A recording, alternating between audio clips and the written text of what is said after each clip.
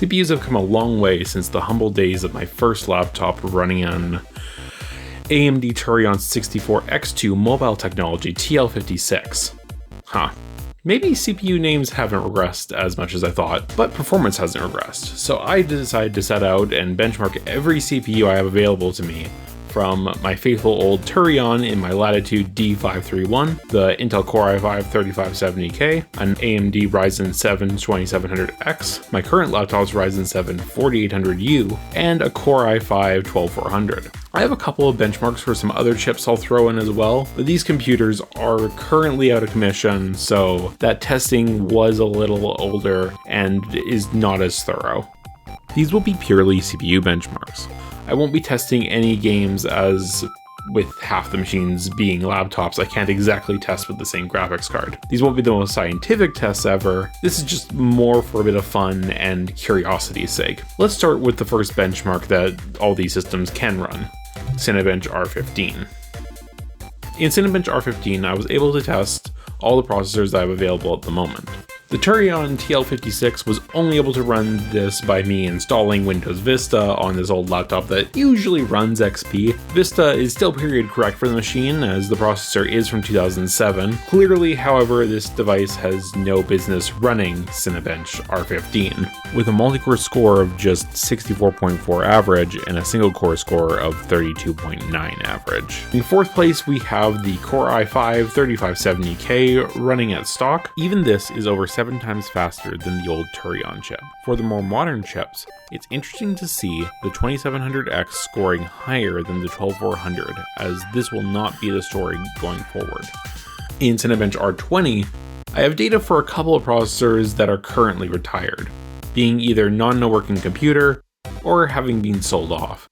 These two are the result of a single test, not an average. The Turion wasn't able to run this test without moving to Windows 7, so I've left it out of the remainder of the Cinebench results. Something I didn't expect is that the desktop 3570K comes out behind the laptop i7-5700HQ. I know it has double the threads and a newer architecture, but I wasn't expecting a laptop chip just 2 generations later to be that far ahead. The Ryzen 5 1600 in this test is specifically running at 3.7 GHz, slightly overclocked, but one that's achievable with the cooler it came with. As one more interesting thing we see is that the Zen 2 4800U beats the Zen Plus 2700X in single core by about 10%, but falls far behind it in multi-core, with the 2700X being 30% faster.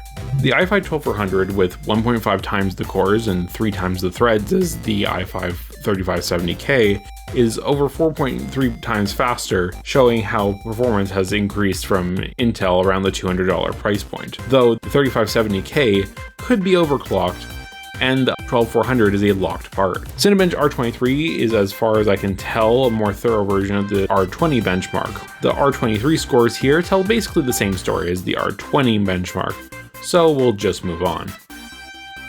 Testing Cinebench 2024, we lose the 3570K due to it not supporting AVX2, which is a requirement to run this test. We see in this test the 12700X and 4800U are much closer in single-threaded performance, with the 4800U being only 1% faster rather than the 10% in the previous test. Although in multi-core, the 2700X is now only 24% faster rather than the previous 31%. We finally get the Turion back in the charts with CPU-Z multi-core and single-core, and it's doing its best. In this test, it's about 100 times slower than the more modern chips I ran the benchmark on. I was ultimately pretty surprised by how well the 5700HQ did against the 3570K, being a mobile chip released not that long after the i5, and I was also surprised that the 3570K was starting to be cut from software support without AVX2, missing that feature by just 1 generation. But after 12 years since its release, the market moves on. When buying my current laptop with the 4800U, my goal was to double CPU performance, and in that I succeeded. Finally, the Turion is simply from another time. It runs so much slower than the other processors that it's kind of insane how many of the same tasks are easily accomplished on it. I use this laptop as my offline machine, something I use when I want to do something on a computer, but also want to take a break from the internet. I have, since doing this testing, upgraded this laptop to a full 4 GB of memory. maxing out the Windows XP 32-bit installation it runs. Not that it's even easy to use more than 1 gig of RAM on this machine. If you made it to the end of this video, thanks for watching. Let me know what kind of content you'd like to see in the comments below.